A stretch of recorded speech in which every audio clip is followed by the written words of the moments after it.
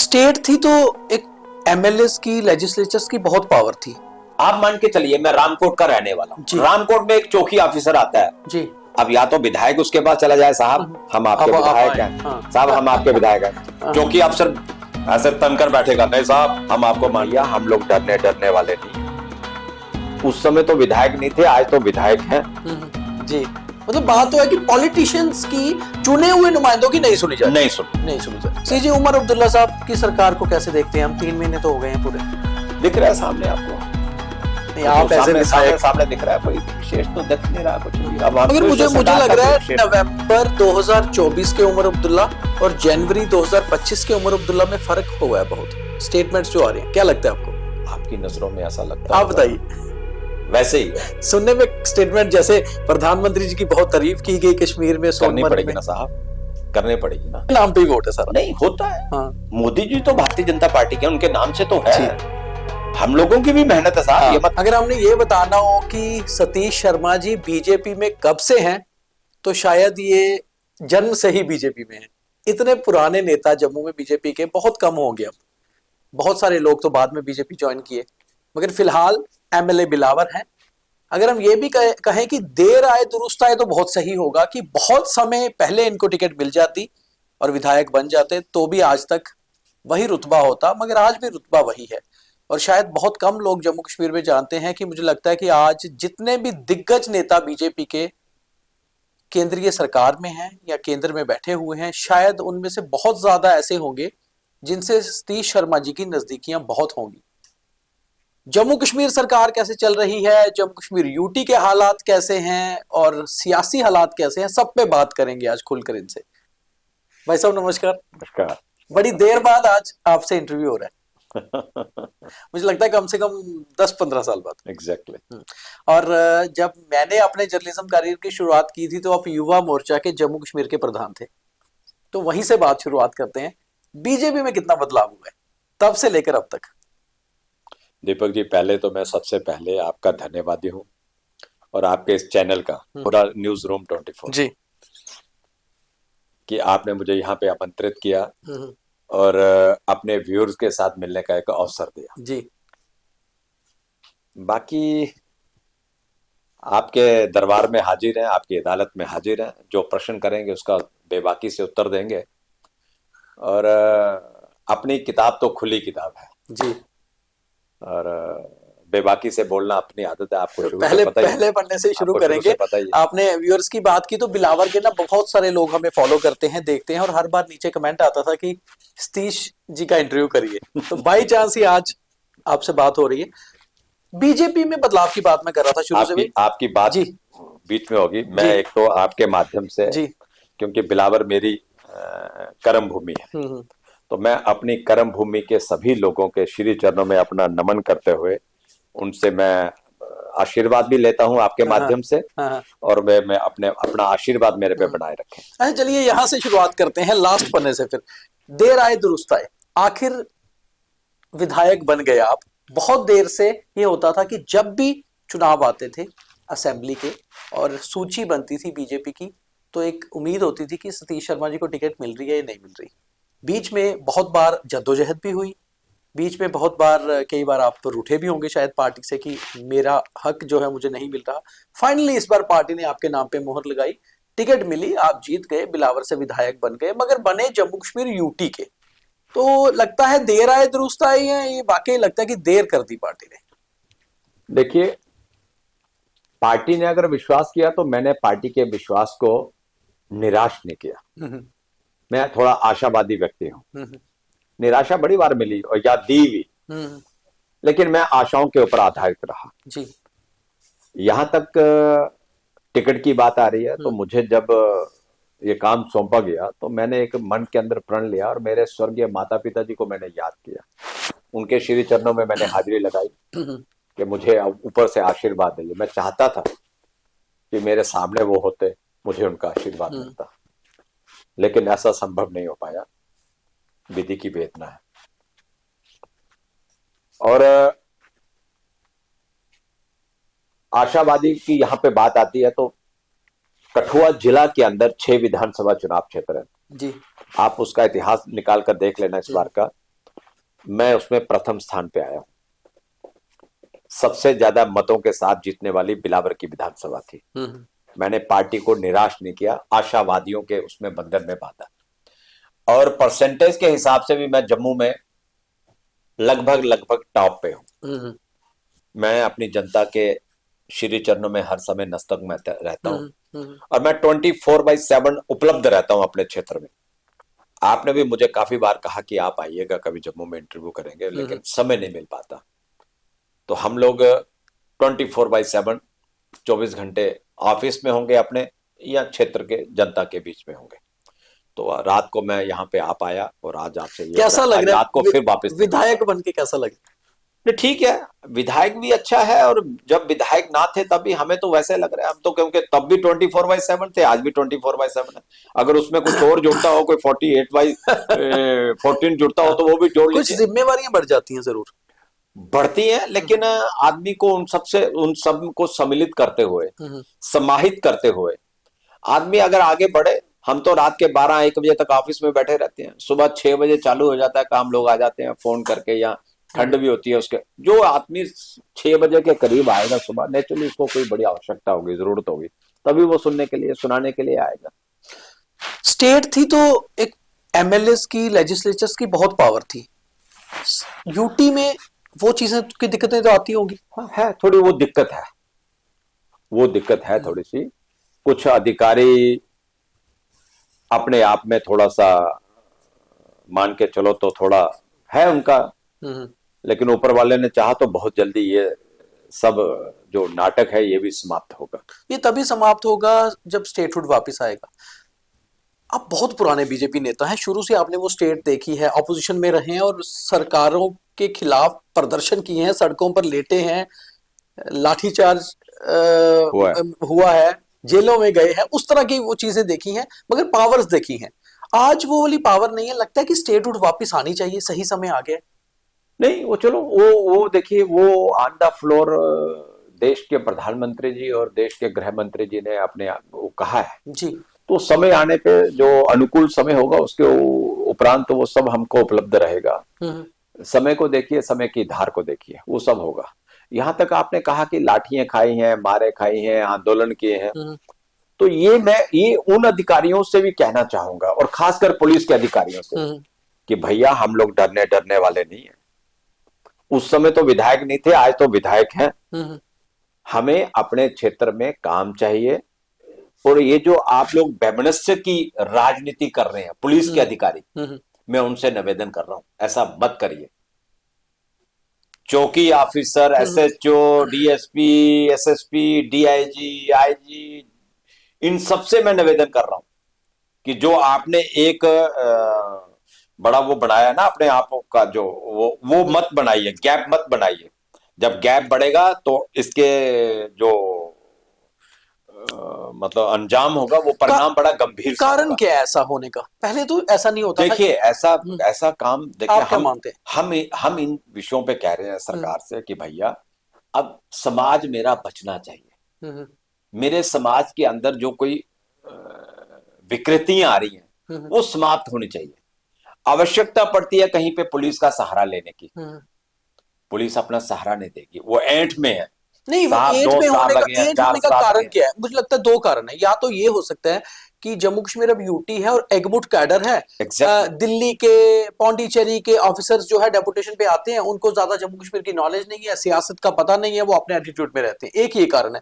दूसरा ये कि उन्हें लगता है कि विधायकों के पास, मुख्यमंत्री के पास, मंत्रियों के पास पावर है ही नहीं, पावर तो लेफ्टिनेंट गवर्नर साहब के पास है, तो हमें इनकी क्यों सुननी है। ये 2 कारण है, पर दोनों ही कारण में नुकसान एक विधायक, एक जनता का हो रहा है।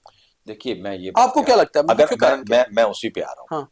अगर यही चीज अगर 2 महीने के बाद सर यूटी से ये स्टेट आ जाती है, स्टेट बन जाता है, पावर वापस, परिणाम क्या होंगे? विपरीत होंगे ना। बिल्कुल। तो फिर क्या जवाब होगा इनके पास? कोई जवाब नहीं होगा। अगर आज कोई पुलिस अधिकारी बोल दे कि साहब मैं विधायक से नहीं डरता, मैं किसी पार्टी से नहीं डरता, मैं किसी ऐसा नहीं करता, तो फिर जवाबदेही तेरी बनेगी अगली बार। मैं उस अधिकारी से कहना चाहूंगा। हम इतना कह रहे हैं कि भैया ये जो कौम आज बर्बाद हो रही है, जो हमारे लोग, हमारे बच्चे आज बर्बाद हो रहे हैं, ये चिट्टे के कारण, ये जो आज नशा का काम है, इस नशे के काम को समाप्त करना, ये हमको एक बीड़ा लेना चाहिए। और पॉलिटिशियन से ज्यादा ये तो पुलिस का रोल है, ये तो खाकी का काम है। शासन को, प्रशासन को, हमारी यहाँ आवश्यकता पड़ती है, हम भी अवेयर करने के लिए तैयार हैं अपने समाज को। अगर छोटा सा बच्चा कोई हमारे सामने इस दुनिया से निकल जाता है, चला जाता है, दुख होता है। एक माँ का बेटा, किसी का सिंदूर, किसी का भाई, वो इंजेक्शन ले रहे हैं, कुछ कर रहे हैं, हम यही कह रहे हैं कि भैया इनके ऊपर अंकुश लगाओ। जो लोग बाहर से लेकर आ रहे हैं, देखिए एक तो तय है कि बिना मिली भगत के ये संभव नहीं है। पिछले 5-6 सालों से सतीश जी आपको लगता है ड्रग्स का नेक्सस बढ़ा है पहले से? बढ़ा है। अच्छा, मेरे क्षेत्र में तो बढ़ा है, मैं बाकियों का कह नहीं सकता। अब बाकी क्यों नहीं बोलेंगे मुझे नहीं पता, मेरे क्षेत्र में बढ़ा है। मैं चाहूंगा, अब मैं ये बात बोल रहा हूं तो वो क्या करेंगे कुछ पुलिस अधिकारी, हमारे जो लोग होंगे ना खास, अच्छा। जो बेचारा कोई काम कर रहा होगा, किसी ने ट्रक डाला होगा, किसी ने ट्रैक्टर डाला होगा, कोई बेचारा काम करने वाला होगा, किसी का छुटपुट ऐसे कोई घटना घट गई, पुलिस में जाएगा तो उसके ऊपर केस डाल। सिंपल एक्सीडेंट होगा गाड़ियों का 307 लगा देंगे, अटेम्प्ट टू मर्डर। ये तो हालत है पुलिस की आज, 307। मैं हैरान हूं। नहीं मगर 5-6 साल से लेफ्टिनेंट गवर्नर साहब की सरकार थी, वही सारा कुछ देख रहे थे, तो इसका मतलब है कि हम जो कहते हैं सिचुएशन की कंट्रोल हुआ जम्मू कश्मीर में, इसका मतलब है टेररिज्म पे हुआ, मगर नार्को टेररिज्म बढ़ा। मैं तो राज्यपाल जी से भी, उपराज्यपाल जी आप से भी मिलके मिलने आए वाला थे हूं। जी? मैं अच्छा, मिलके मिलके आया हूं, मैं जी फिर मिलने वाला हूं जी। तो आप इस मामले में बात रखिए उनके मैं साथ। बात रखने वाला हूं, मैं फिर जाने वाला हूं, क्योंकि एक्चुअली मैं समय से क्षेत्र से ज्यादा निकल नहीं पाया, तो लेकिन मैं फिर मिलने वाला हूं उनको, उनसे टाइम मांगने वाला हूं कि साहब इसके ऊपर अंकुश लगाइए, प्रतिबंध लगवाइए, अपने अधिकारियों को सचेत करिए, वो वैमनस्य की सर्विस ना करते हुए, वो प्रतिशोध की ज्वाला में ना आते हुए, वो समाज के अंदर अपना एक ऐसा स्थान बनाए कि लगे कि पुलिस हमारी मदद कर रही है। होता क्या है कि आज मेरे क्षेत्र में आप चले जाइए, बिलावर क्षेत्र में 40 से 50 लोग जो हैं वो मिलिटेंट जो है वो इस समय सक्रिय हैं। आर्मी वहां पे आई हुई है, हमें अब आर्मी का सहारा है साहब। अच्छा, अब आर्मी का सहारा, पुलिस पे यकीन नहीं बन रहा, आर्मी के नहीं बन रहा। मैं विधायक होकर ये बात कह रहा हूं, मैं विधायक होकर ये बात कह रहा हूं कि हमें अब आर्मी का सहारा बन रहा है। आर्मी के अधिकारी हमसे बात करते हैं, हमें अच्छा लग रहा है। अब उनके ऊपर भरोसा है कि वो कहीं उन्हें न्यूट्रलाइज करेंगे। हमें तो उनके, आप मान के चलिए मैं रामकोट का रहने वाला हूं, रामकोट में एक चौकी ऑफिसर आता है जी। अब या तो विधायक उसके पास चला जाए, साहब हम आपके विधायक हैं, साहब हम आपके विधायक हैं, चौकी अफसर ऐसे तनकर बैठेगा, नहीं साहब हम आपको मानते नहीं है। ये ऐसे चलेगा? एटीट्यूड होना तो नहीं, ये एटीट्यूड साहब कैसे आ रहा है? ये एटीट्यूड आ रहा है पुलिस पॉलिटिक्स और की लाइजनिंग चलनी चाहिए। वो चौकी अफसर ये स्टेटमेंट दे रहा है कहीं पे कि साहब हम नहीं किसी नेता बेता से डरते, हम नहीं किसी पार्टी से डरते। तो क्या भैया नेता डरने वाले? इतने दबंग कहां से आए? कितनी दबंग स्टाइल दबंगई इतनी आ गई है। कहीं से ऊपर से भी उनको शेल्टर मिला होगा। ये तो हमारी वेदना है, ये तो हमारा कहना है। नहीं समझेंगे तो फिर साहब आपने हमको देखा है। इसका मतलब है, मुझे लगता है सतीश जी, फिर तो नेशनल कॉन्फ्रेंस हो या उनके मंत्री हो या आप हो विधायक लोग बीजेपी के, आप सभी एक पेज पे हैं, वो भी तो यही कह रहे हैं कि हमारी सुन कोई नहीं रहा। देखिए मुझे बाकियों को तो कहना नहीं, मैं अपनी वेदना आपके सामने रख रहा हूं जी। मतलब बात तो है कि पॉलिटिशियंस की, चुने हुए नुमाइंदों की नहीं सुनी जा रही, नहीं सुनी जा रही। तो खैर इसका मतलब फिर लगता है कि स्टेटहुड आएगा तो ये मसले हल होंगे। नहीं, वो तो देखिए, वो तो हमें भरोसा है हमारे देश के प्रधानमंत्री के ऊपर, आदरणीय गृह मंत्री जी के ऊपर। वो तो उन्होंने ऑन द फ्लोर ये बात कही है जी। वो तो हमें उम्मीद है। लेकिन मैं इन अधिकारियों की बात कर रहा हूं कि भैया काम तो हमें से करना है आपको। एक एमएलए के साथ अगर मिलकर आप नहीं चलोगे, वो जनता का चुना हुआ प्रतिनिधि है, तो आपकी कल को जनता क्या हालत कर देगी। हम तो भैया आंदोलनों से निकले हुए व्यक्ति हैं। आंदोलन करना हमको आता है, हम जानते हैं कि आंदोलन कैसे होता है। वैसे बीजेपी सही में ऑपोजिशन के लिए ही बनी है, जो एक स्ट्रांग वो है।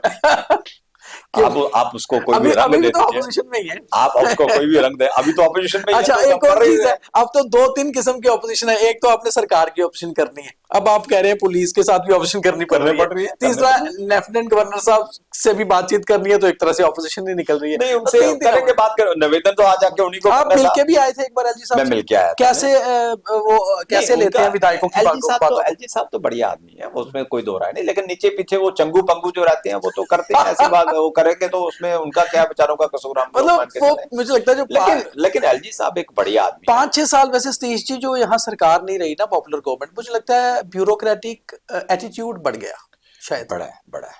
लेकिन एक जो बात आपके मैं कहना हाँ चाहूंगा, अब जैसे हमारा, मैं देखिए वो नहीं है कोई भी, हमारे बाकी के जो सिविल के जितने भी अधिकारी हैं ना बिलावर में, बढ़िया से काम कर रहे हैं। अच्छा अब चाहे एडीसी बिलावर हो, हमारे हमारे जितने भी एडब्ल्यूज हैं, जितने भी डिपार्टमेंट हो, चाहे वो अच्छे काम पीएचई कर है, हाँ पीटीडी है, लगे हुए हैं काम हाँ करने के, टीएसओज हैं, हमारे ईओज हैं, सब लोग लगे हुए काम कर रहे हैं। मुझे लेकिन पुलिस के एटीट्यूड में बड़ा कुछ डिफरेंट सा, मतलब नया कुछ देख नया नए जोश में लग रहा है, लेकिन अच्छा। जोश भी नहीं दिख रहा, चिट्टे का काम जोश तो समाप्त होता नहीं है हो कि रहा। अगर आप क्रिमिनल्स के खिलाफ अब वो अपनी जेब को गर्म करने में लगे हो तो मैं कह नहीं सकता, हम्म। लेकिन ये है कि आपको लगता है करप्शन भी बढ़ी है? नहीं, वो खैर वो मैं नहीं इस विषय पे आऊंगा, लेकिन ये है कि आप अब ये कैसे हो रहा है, पीढ़ी बर्बाद हो रही है, तो इसके पीछे कुछ तो होगा ना कुछ तो साहब, होगा, कोई ना कोई तो नेक्सस होगा। बर्बाद हो रही है। एक माँ का बेटा जब उसके आगे चला जाता है ना, बिल्कुल। उस माँ को पूछिए क्या हालत है, कि बहन का भाई, नहीं ये तो खुद किसी ही बहन का सिंदूर एलजी उजड़ साहब जाता ने है। खुद कहा, सीएम साहब ने खुद कहा कि नार्को टेररिज्म बड़ी दिक्कत है हमारी, यहाँ तक कि होम मिनिस्टर साहब ने मीटिंग ली एक दिन नार्को टेररिज्म पे। पंजाब से हमारा हाँ। एकदम सटा हुआ जिला, आज हम उड़ता पंजाब की बात है, उड़ता जम्मू कश्मीर बनता जा रहा है। सटा हुआ जिला है हमारा पंजाब के साथ, वहां पे आप 10 लोगों की एक टीम बनाकर रख दीजिए, सारा का सारा मामला सेट हो जाएगा। चिन्हित है, पुलिस के सामने तो सारा मामला दिखा हुआ होता है, कौन काला है और कौन गोरा, सबको पता होता है। जी उमर अब्दुल्ला साहब की सरकार को कैसे देखते हैं हम? 3 महीने तो हो गए हैं पूरे। दिख रहा है सामने आपको? नहीं आप तो ऐसे सामने दिख रहा है, कोई विशेष तो दिख नहीं रहा कुछ भी। अब हम गए थे उस समय विधानसभा के अंदर पिछले दिनों के, भैया पूछते सरकार से, अब वो जो 4 दिन का तब तो अभी 15 दिन ही हुए थे, अब तो 3 महीने हो गए। उस समय हम पूछते कि सरकार से, भैया आपने कहा था कि हम लोग आपको फ्री का राशन देंगे, वो भी डबल देंगे, आपको 200 यूनिट बिजली देंगे, वो भी फ्री देंगे, आपको 12 सिलेंडर देंगे, वो भी फ्री देंगे। हम ये पूछने लेके गए थे, और साहब पीछे से ये सरकार लेके आती है आर्टिकल 370, 35। पीड़ा अभी तक वही है। अब जो पीड़ा इनकी दरियाए चनाब में, दरियाए जेलम में, तवी में बह गई है, लेकिन इनको बीच बीच में वो पीड़ा जागृत हो जाती है। मगर तो मुझे लग रहा है नवंबर 2024 के उमर अब्दुल्ला और जनवरी 2025 के उमर अब्दुल्ला में फर्क हुआ है बहुत, स्टेटमेंट्स जो आ रही हैं, क्या लगता है आपको? आपकी नजरों में ऐसा लगता है? आप बताइए। वैसे ही है सुनने में स्टेटमेंट, जैसे प्रधानमंत्री जी की बहुत तारीफ की गई कश्मीर में, करनी पड़ेगी ना साहब, करनी पड़ेगी ना, अपने पास है भी क्या। अब प्रधानमंत्री जी को तो हमें करना ही पड़ेगा, क्योंकि अक्सर रोज हम लोग कटोरा लेके पहुंच जाते हैं दिल्ली में, साहब डालिए कुछ कटोरे में। मजा तब है, वो संतान सबसे अच्छी होती है माँ बाप की, कि जो अपने पांव के ऊपर खड़े होकर कुछ बताए। पांव पे नहीं खड़े हो पा रहे हो, आपके पास इतना पोटेंशियल है साहब, टूरिज्म है आपके पास, ये ऊर्जा का क्षेत्र है आपके पास, अन्य इतने सोर्सेज हैं, उन रिसोर्सेज को कहीं तो जागृत करिए। हाँ, उनको यूटिलाइज अभी तो आपके पास इतना बड़ा रियासी के पास, मगर वो हर बार तो उमर साहब एक ही चीज बोलते हैं, स्टेटहुड वापस दे दो, स्टेटहुड वापस दे दो। वो एक बच्चे का चिल्लाना रहता है ना, दूध दूध दूध दूध, तो वो दूध मांगने वाली बात है, दिल्ली से मांगेंगे तो चलेगा काम। अब दिल्ली के ऊपर आधारित ये लोग हैं, अपने पल्ले तो कुछ नहीं। मजा तब होता कि कुछ ये अपना भी करके दिखाते हैं। अन्य प्रदेश हैं अपने पांव के, मगर वो कहते हैं हम अपना क्या करें, यहाँ तो ड्यूल पावर सिस्टम है, एलजी साहब के साथ पास सारी पावर अभी है ना साहब। अगर वो कह रहे हैं तो अभी हुआ होगा ना, इससे पिछली सरकारों में तो थी इनके पास। इससे पहले कहता है, ये तो एक छत्तर राज हुआ करता था इनका, राजे थे यहाँ के साहब, जिन्होंने यहाँ के महाराजा को भी खदेड़ दिया मिलकर, कांग्रेस और नेशनल कॉन्फ्रेंस ने। यहाँ की धरती के जो राजा थे, जिनकी ये धरती है जम्मू कश्मीर, इन सब ने मिलकर उनको खदेड़ दिया। उनकी आह लगी इनको महाराजा की, कि आज ये इस स्थान के ऊपर खड़े होकर आके आज भीख का कटोरा मांग रहे हैं सब। कहीं ना कहीं उसका, जब तक नेशनल कॉन्फ्रेंस और कांग्रेस की सरकार रहेगी अलायंस की, लगता है स्टेटहुड आएगा, या फिर इंतजार होगा कि बीजेपी और एनसी अलायंस हो तो फिर स्टेटहुड आए? देखिए, ये प्रश्न आपका गर्भ के ग्रह में है, और देखिए आगे आगे चीजें तो गर्भ ग्रह से ही निकलती हैं। देखिए आगे आगे होता है क्या। वैसे लग रहा है ऐसा कुछ, देखिए आगे आगे होता है। ऐसा तो नहीं है कि एनसी में कोई एकनाथ शिंदे निकलेगा कोई? अब वो उनको पता होगा, मुझे मुझे उनकी पार्टी का इतना नॉलेज नहीं है, ये उनको पता होगा। पता तो खबरें तो रहती हैं, आप पुराने खबरें तो नेता सब जगह, अब आपके आप पास तो भी तो पुराने रहती है। नेता हैं। आपके पास भी ऐसी जो खबरें नए रहती नेता हैं। बीजेपी में आए हैं, लेकिन उनको शायद नाम आपके पास हम हो। किसी के घर में फूट डाल के राजी नहीं है। अपना घर कोई अपने अगर ढंग खुद से फूट बताए, पड़े तो पड़े तो पड़े, हम उसमें क्या कर सकते हैं साहब। अब आपका घर है, आपको संभालना नहीं आएगा तो आप अच्छा, उमर अब्दुल्ला साहब आजकल लगातार इंडिया अलायंस पे बयान दे रहे हैं। वो कह रहे हैं कि इंडिया अलायंस का कोई औचित्य नहीं रह गया, मीटिंग्स नहीं होती। तो अगर वो इंडिया अलायंस से बाहर आते हैं, मन की और भावना फूटती है, पता तो चल ही जाता है ना। क्योंकि भानुमति का कुंभा जोड़ा, कहीं की रीढ़ कहीं का रोड़ा। है तो तो ये वैसे ही। भानुमति का कुंभा है, तो उनको महसूस हो गया, दिख गया, सब अपने नहीं, और अपने साथ राग में में सब। बीजेपी को तो दिक्कत बेसिकली कांग्रेस से ही है ना। एनसी से थोड़ी है। अगर एनसी तो पहले भी अलायंस में रही है, कल को रही है, एनसी की पहले रही बीजेपी है। अलायंस होता है। उमर साहब अटल जी की सरकार में हाँ, मंत्री मंत्री रहे थे। हैं, ऐसी क्या तो बात है आपके साथ अगर आते हैं और सरकार मिलके बनती है, तो मुझे लगता है सरकार भी चलेगी, स्टेटहुड भी आएगा और मंत्री भी ज्यादा बनेंगे। चलो ये देखिए, ये आगे आगे होता है। पॉसिबिलिटी बन सकती है ना। देखिए, राजनीति में सब कुछ कुछ भी हो संभव सकता है। है, कुछ भी संभव है। अगर उमर अब्दुल्ला अटल जी की सरकार में मंत्री बन सकते हैं, तो तो राजनीति मोदी में जी की सब कुछ सरकार संभव हो में सकता आ है, सकते सब हैं। कुछ संभव हो सकता है। बाकी मोदी जी कोई अछूत थोड़े ही है। हम्म। हिंदुस्तान के प्रधानमंत्री हैं, नहीं नहीं, दुनिया वो के तो एक छत्र अब राज तो उनके करने साथ वाले अच्छे नेता टाइम हैं। से उन्होंने तारीफ बहुत की सोनामर्ग में तो। करेंगे, सब करेंगे। नहीं, प्रधानमंत्री है, तारीफ तो करनी है। बिल्कुल। अच्छा, थोड़ी और सी। काम भी तो ऐसा करके दिया साहब, जो हाँ, वर्षों वर्षों कोई नहीं कर पाया। जेडमोर टनल, और ये आपका जो ले तक का जो आपका टनल जा रहा है, ये ऐसे। अब कोई सोच सकता था कि आज जम्मू से श्रीनगर जाने के लिए 4 घंटे में आप कश्मीर में पहुंचोगे? इतने बढ़िया सतीश जी, टनल, इतने बढ़िया रोड। आप विचारधारा के नेता हैं, आंदोलन से निकले हुए नेता हैं, बीजेपी की विचारधारा को बचपन से लेकर चलने वाले नेता हैं। अब तो बीजेपी में बहुत सारे बाहर के नेता भी आ गए। जब मैंने आपका एक वीडियो देखा था, आप जब असेंबली के लिए श्रीनगर गए, लाल चौक में आपने अपनी धोती तिलक लगाकर और वो कैप पहन के, क्या फील आई उस समय? नहीं, फील तो कुछ नहीं थी। अपनी धरती है, अपना देश है, अपना प्रदेश है, और लाल चौक का एक इतिहास है। इसी लाल चौक पे लाल तिरंगा चौक का फहराने के ये लिए हर बार इतिहास है। आंदोलन होते थे। जिस लाल चौक में तिरंगे का अपमान हुआ करता था, हम्म। हमें याद है वो एकता यात्रा। मोदी जी जब उस यात्रा के ध्वज वाहक आप थे, भी गए थे तब? मैं तब था, आप गए थे? मैं तब था। उस यात्रा के ध्वज वाहक थे मोदी जी, और किन परिस्थितियों में गोलियों के बीच में ध्वज फहरा कर आए थे भारत का। आज उस लाल चौक के अंदर बढ़िया झंडा जब खिलखिलाता हुआ, लहराता हुआ दिखता है, तो सीना चौड़ा होता है। मैं इसीलिए उस झंडे को सैल्यूट करने के लिए वहां पे गया था, और वो भी भारतीय वेशभूषा में गया था, धोती पहन के बिल्कुल, गया था, मैंने देखा वो टीका वीडियो लगा के आपका। गया हाँ, था बहुत कि अच्छा। इस झंडे को सैल्यूट क्यों नहीं करेंगे, जिसके लिए भारत के अनेक शूरवीरों ने, इस रणबांकुरों ने अपने कश्मीर प्राण के दिए। इस बदलाव का श्रेय किसको देते हैं? वो अपने हृदय पर हाथ रखकर आप खुद कह लीजिए। देखिए, ये लोग कहते थे डीमोनेटाइजेशन के लिए ये हो गया साहब, वो पत्थरबाजी बंद हो गई। किसके कारण बंद हुई? किसने वहां पे ये इतना इंफ्रास्ट्रक्चर जो है वो डेवलप किया? ये मोदी जी नहीं, की अब तो देन। कश्मीर के नेता भी मानते हैं कि मानते कश्मीर हैं। में बदलाव हुआ है। मोदी जी ने वो संभव करके दिया। और देश का जो कहते हैं ना कि जैसे मैं शब्द उनके लिए कहना चाहूंगा कि लौह पुरुष तो थे हमारे सरदार पटेल साहब। सरदार पटेल, और आज चट्टान की तरह अड़ियल आदमी इस देश के अंदर गृह मंत्री है आदरणीय अमित शाह भाई। तो उन्होंने करके दिखाया, कमाल करके दिखाया। हम तो यहां से उनको सैल्यूट करते हैं, आदरणीय मोदी जी को और अमित शाह जी को, कि जिन्होंने असंभव को संभव करके दिखाया। आपके मोदी जी से भी मुझे लगता है बहुत पुराना परिचय होगा। संबंध कब पहली बार मुलाकात हुई थी?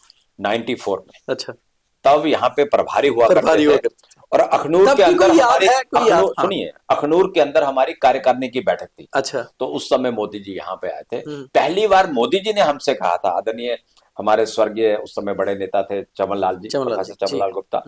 तो उन्होंने कहा था कि एक एक डायरी और एक एक पेन इनके सबके हाथ में होना चाहिए। तो उस समय छोटी डायरी और पेन हमें मिला था। अच्छा। तो मोदी जी ने, जिसे हमने बहुत कुछ सीखा भी था। तो उस समय हमारे, क्या लगता है कि कितना बदलाव है मोदी जी में, अब तब के मोदी जी और अब के, या फिर तब भी मोदी जी में एनर्जी उतनी हो सकती थी? वो एवरग्रीन आदमी है। वो तब भी वैसे थे, वो आज भी ऐसे हैं। और देश के प्रति, समाज के प्रति और इस झंडे के प्रति हर समय सचेत रहना, और हर समय 24 घंटे 24/7 सोचते रहना देश की उन्नति कैसे हो, प्रगति कैसे हो। आज साहब देख लीजिए, देश कहां से कहां पहुंच गया। दुनिया के अंदर भारत की अरुण ध्वजा फहरा रही है। तो ये मैं कह सकता हूं कि मोदी जी के कारण। क्या संघर्ष ही बीजेपी है? जो बीजेपी के सही नेता हैं वो संघर्ष से ही निकले हैं। संघर्ष। क्या संघर्ष ही बीजेपी है? देखिए, वैसे भी जिंदगी में संघर्ष जो है ना, हम्म संघर्ष का एक अपना मायना है, हम्म। और जो संघर्ष से निकले वो परिपक्व होकर वो निकलता है। परिपक्व होकर निकलता है। परिपक्वता की निशानी संघर्ष है साहब। आपने बहुत संघर्ष किया है, अगर मैं गलत नहीं हूं मुझे लगता है 4 असेंबली इलेक्शंस में आपको टिकट नाम आया, नहीं मिली ना। अगर आपको शुरुआत में टिकट मिल गई होती तो शायद आप आज केंद्रीय मंत्री भी हो सकते थे और दिल्ली में कहीं बैठे होते। तो कहीं लगता है कि मैंने संघर्ष बहुत किया फिर जाके मिला। आज कितने सारे केंद्रीय मंत्री शायद आपके कलीग होते या आज भी उनसे रिलेशन तो आपके होंगे। देखिए, संबंध तो सबसे ऐसी बात नहीं है, मुझे उन विषयों के ऊपर नहीं जानना। ये यहाँ पे जब लिखा होगा ना तभी तो मिलेगा। आपको मिलेगा। संघर्ष करते रहिए, परिपक्वता के ऊपर चलते रहिए, और इसके ऊपर थोड़ा सा भरोसा रखिए। अरुण जेटली जी से लेकर नितिन गडकरी जी तक, जेपी नड्डा जी से लेकर तो मुझे लगता है राम माधव जी तक, मुझे लगता है कोई ऐसा बड़ा नेता नहीं होगा बीजेपी का या इस समय केंद्र में मंत्री, राजनाथ जी इवन, जिनसे आपके संबंध नहीं रहे हो या नहीं हो। आज कैसे संबंध है उन सबसे? बातचीत होती है? संबंध तो संबंध होता है। मैं जब भी दिल्ली जाता हूँ मैं जी। सबको मिलकर आता हूँ। आदरणीय नड्डा जी हमारे राष्ट्रीय अध्यक्ष हैं, लेकिन वो भी समय था कि हमने यहाँ पे जब वो प्रभारी चुनावों होते में थे। प्रभारी हुआ करते थे, लेकिन वो तब हिमाचल सरकार में मंत्री हुआ मंत्री हुआ करते करते थे, थे, और बिल्कुल। हम इकट्ठे यहाँ पे प्रवास किया करते थे हमारे, और महीना महीना यहाँ पे रहा करते थे। मुझे बड़ा दुख हुआ हमारे बीच में नहीं रहे, छोटी अल्प आयु में चले गए आदरणीय श्री अरुण जेटली जी। बड़ा दुख हुआ। हमारे पारिवारिक संबंध थे उनसे। अब प्रमोद महाजन जी थे, मेरे उनसे बहुत घनिष्ठ संबंध थे। तो ये नितिन गडकरी जी से आपके बड़े अच्छे घनिष्ठ संबंध है। राजनाथ सिंह जी तो मेरे मतलब मैं उन्हें बड़ा मानता हूँ, अभी भी मैं मिलकर आया हूँ, बड़ा आशीर्वाद देते हैं आपने। ऐसे सभी नेताओं से देश भर के। मैं बेसिकली संघ का स्वयंसेवक हूँ, मैं तहसील कार्यवाह रहा हूँ, 2य वर्ष में शिक्षित हूँ जी। तो मेरा तो जिंदगी में कठिन से कठिन कामों में मैं कभी घबराता नहीं। मेरा एक जिंदगी का फंडा है, चाहे कैसी भी विपरीत परिस्थितियां आए, अनुकूल आए, प्रतिकूल आए, लेकिन कभी जिंदगी में घबरा। अच्छा, आरएसएस और बीजेपी का समन्वय आज भी वैसा ही है या कुछ बदलाव हुआ? रहता ही है। हम उनसे परामर्श करते रहते हैं, हम उनसे आशीर्वाद लेते रहते हैं। मेरी तो वो तो हमारी एक तरह से संघ जो है वो हमारी जर्नी है। तो देशभक्ति का पाठ हम लोग वहीं से पढ़कर आते हैं। जब सुबह संघ की शाखा में जाते हैं तो कबड्डी के साथ वो जो हमारा रहता है देशभक्ति का जो प्रारूप रहता है वो हमारा वहीं से शुरुआत होती है। आज तो देखिए, आप देखेंगे सभी नेता तो खैर छोड़िए, लेकिन आप अधिकारी देखेंगे सब बोलेंगे साहब मैं भी संघ में जाया करता था। दिखेगा कोई नहीं। अच्छा साहब मैं संघ में था, मैं भी स्वयंसेवक था। अब बहुत लोग बोलते हैं कारण क्या है? संघ पावरफुल हुआ इसलिए। जब दक्ष और आरंभ की बात आएगी तो नहीं चलेगा पता। हाँ। लेकिन अब वो सब कहेंगे, क्योंकि अभी माहौल ऐसा है ना, तो कहेंगे। लेकिन हमें सब पता चल जाता है। देखिए, सबको पता होता है कौन कहाँ खड़ा है। बीजेपी ने बहुत सारे पैराशूट लीडर भी आ गए। अगर आपको ये पूछा जाए कि ये एक अब बीजेपी का दौर है इसलिए आए या विचारधारा तो नहीं बदलती, मुझे लगता है आने से जो सही विचारधारा है वो तो बचपन से ही आती है। देखिए, सच्चाई तो आप ले आए हो, चलो चलता रहता है। ये दौर की बात है, एक वो दौर भी था, कि ये दौर भी है। क्योंकि जो लोग आपके सामने खड़े हुआ करते थे जब आंदोलन होते थे वही लोग तो आज आपके साथ हैं। चलता है साहब, समय की वेदना है। नहीं, वो प्योरिटी दौर है ना, प्योरिटी में कमी नहीं हो जाती। अब ये उनको आप प्रश्न करेंगे। नहीं, ये उनको प्रश्न करेंगे। प्योरिटी में कमी नहीं लेकिन आती। मैंने कहा ना, एक वो दौर भी था, कि ये दौर भी है। हमने बड़े दौर देखे हैं साहब। ये पीठ जो है ना, डंडे खा खा के, ये आज भी इसके ऊपर निशान होंगे डंडों के।